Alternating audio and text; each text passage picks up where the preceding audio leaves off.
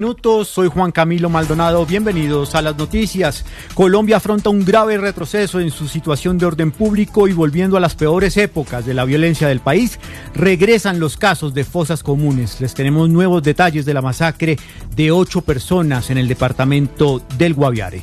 Además, las lluvias no dan tregua en el país y las emergencias están desatadas sin acción efectiva de la saqueada unidad de gestión de riesgo y el gobierno nacional. Blue Radio está en los lugares más afectados. Todo esto y más en instantes, pero antes vamos ya a la Casa de Nariño porque se agudiza la crisis al interior del gobierno nacional por la más reciente decisión del presidente Petro de designar a su nuevo jefe de gabinete para que asuma el proceso de emisión de pasaportes, saltándose a la canciller. Más o menos un golpe de estado porque la canciller está por fuera. Caterina Ávila, usted acaba de conocer detalles de una conversación entre la canciller Saravia y el presidente Petro. Juan Camilo, buenas tardes. Fue una conversación por teléfono porque el presidente Gustavo Petro estaba en escala, viene rumbo a Colombia, mientras que la canciller Laura Saravia sigue en Sevilla porque el viernes de esta semana va a inaugurar la embajada de Colombia en Praga. Lo que conocimos es que la decisión del presidente Gustavo Petro de ordenar a su jefe de despacho asumir el futuro de los pasaportes en Colombia tomó a la Cancillería por sorpresa y justamente sobre eso pues giró la conversación. La canciller también habló con Alfredo Saade, quien hace pocos minutos se refirió a esta conversación y confirmó que ya no se prorrogará el contrato con Thomas Gregg & Sons, sino que será la imprenta nacional quien en alianza con Portugal asuma la elaboración de los pasaportes el próximo 1 de septiembre. La orden que yo recibo es del señor presidente de la República como articulador para este proceso y es lo que él me ordena, que busquemos la manera de que avancemos y articulemos entre la imprenta nacional y Portugal y en las próximas horas estaremos firmando con Portugal. Yo hablé con ella, hemos mantenido una conversación vía telefónica y yo asumo las órdenes del señor presidente de la República. Nosotros como presidencia de la República le podemos garantizar al país que la imprenta nacional está lista. Mire, aunque los tiempos no alcanzarían, el jefe de despacho aseguró que Thomas Gregg & Sons debe dejar 600.000 libretas de pasaporte que le dan al gobierno 5 o 6 meses de maniobra. Tras firmar el contrato iniciará un empalme y el compromiso pues es que no habrá problemas con esa transición.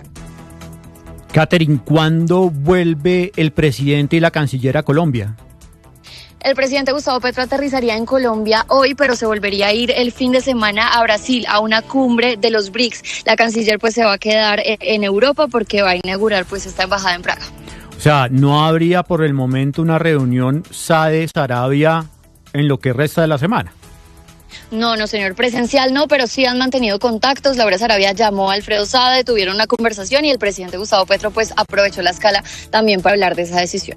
Una amable conversación, me imagino. Cambiamos de tema porque a esta hora se adelanta una solemne ceremonia en la Catedral Primada de Bogotá en honor a doña Nidia Quintero de Balcázar, ex primera dama y fundadora de Solidaridad por Colombia. Allí se encuentra Andrés Carmona.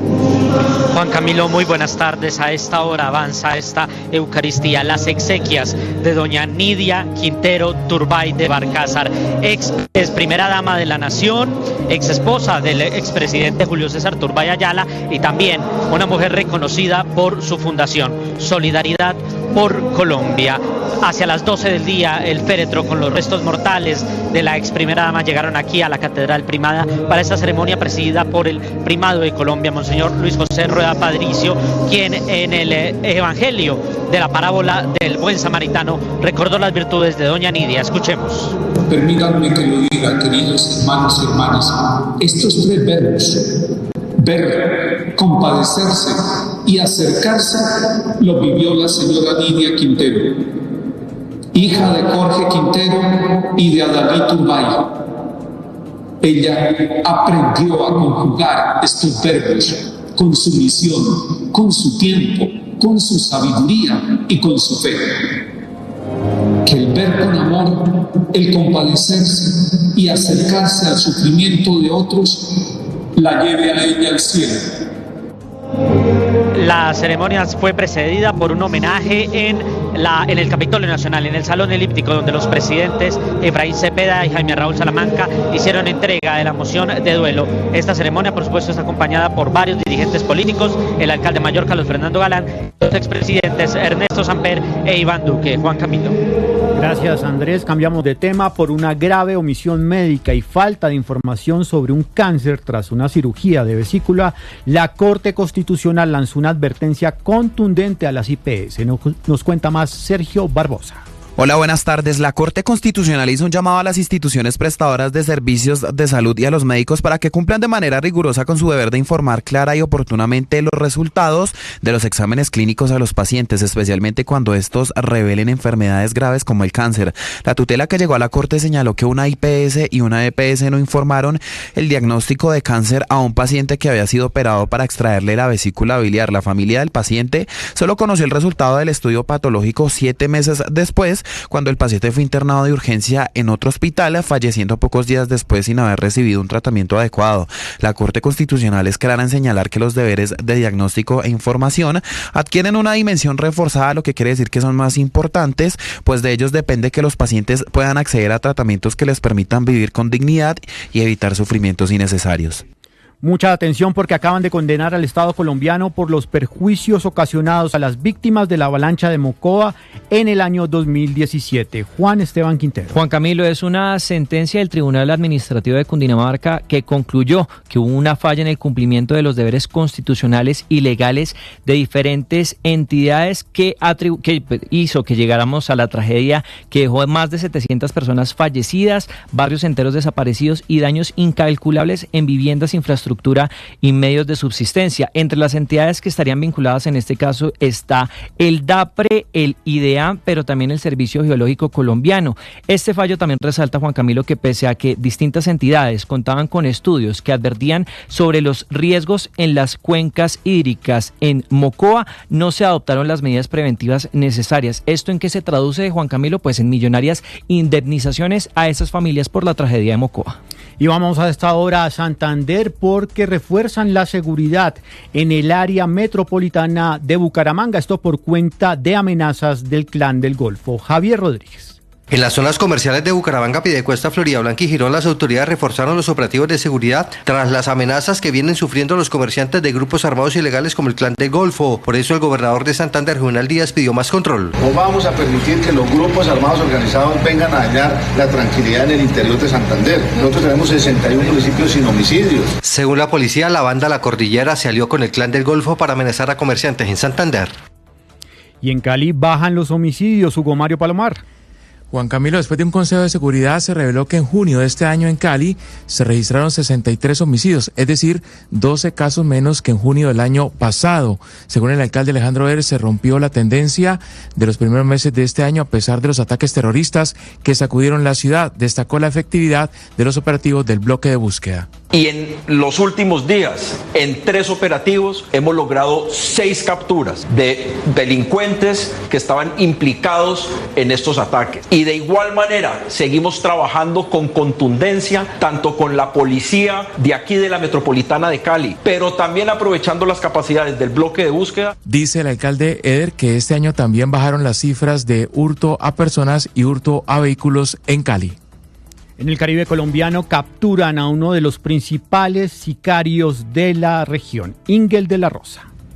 Detrás de múltiples sicariatos, extorsión y secuestros con los que las llamadas autodefensas gaitanistas de la Sierra Nevada han sembrado el terror en el Caribe, estaría Jesús Peña Villegas, alias Sombra, señalado jefe de sicarios de esta organización criminal también conocida como Los Pachencas, y al que en las últimas horas volvieron a capturar en la capital del Magdalena tras un seguimiento exhaustivo y un robusto operativo de inteligencia, como lo confirmó el coronel Jaime Ríos, comandante de la policía de Santa Marta. Al conocerse la posible llegada de esta persona a la ciudad de Santa Marta, desplegó una actividad de control por parte de la Ciudad de Investigación Criminal y se logra la captura cuando ingresaba acá a la ciudad. Alias Sombra, a quien se le atribuyen por lo menos 35 asesinatos en el Magdalena, ya había sido capturado por el ejército en marzo pasado. Sin embargo, pese a una orden de captura vigente por homicidio agravado y otros delitos, aquella vez fue dejado en libertad un día después por la misma policía de Santa Marta, que aludió a un supuesto error humano. La decisión desató un escándalo que derivó también en las capturas del mayor Diego Sepúlveda, excomandante de la SIJIN, y del capitán James Medina, subcomandante de esta unidad en la Policía Metropolitana de Santa Marta, a quienes ahora también investigan por esta sospechosa actuación. 1-2, Marcela Peña me acompaña en la presentación de noticias. Marcela, usted como mujer, ¿qué tan segura se siente en Colombia?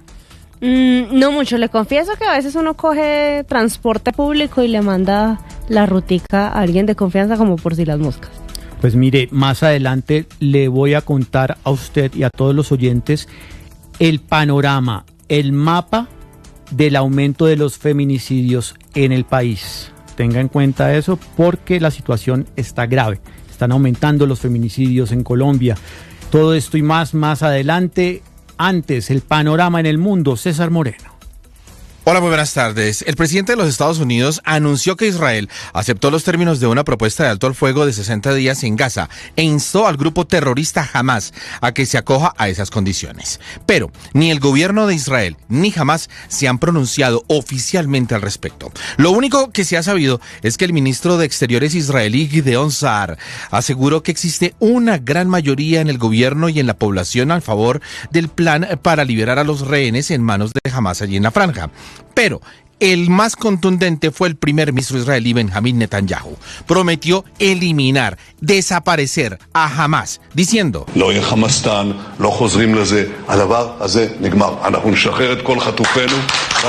no habrá Hamas, no habrá Hamastán, haciendo referencia como a un pueblo, como terminado en Tan. No vamos a regresar a eso se acabó. Eso fue lo que dijo Benjamín Netanyahu. Hamas, por su parte, aseguró trabajar para salvar las distancias entre las partes de cara a alcanzar un acuerdo de alto al fuego sobre Gaza e insistió en sus demandas, que son 3. Final de la ofensiva israelí contra la franja, la retirada de todas las tropas y la entrada total de ayuda a los gazatíes. Mientras tanto, en el otro frente de guerra, en Irán, el presidente Masoud Pezeshkian promulgó la ley respaldada por el Parlamento para suspender la cooperación con el Organismo Internacional para la Energía Atómica, la Agencia Nuclear de las Naciones Unidas. La orden no detalla plazos ni detalles sobre lo que implicaría la suspensión. La OIEA afirmó que está a la espera de más información oficial por parte de Irán y también sobre el impacto y las consecuencias de la decisión de Teherán.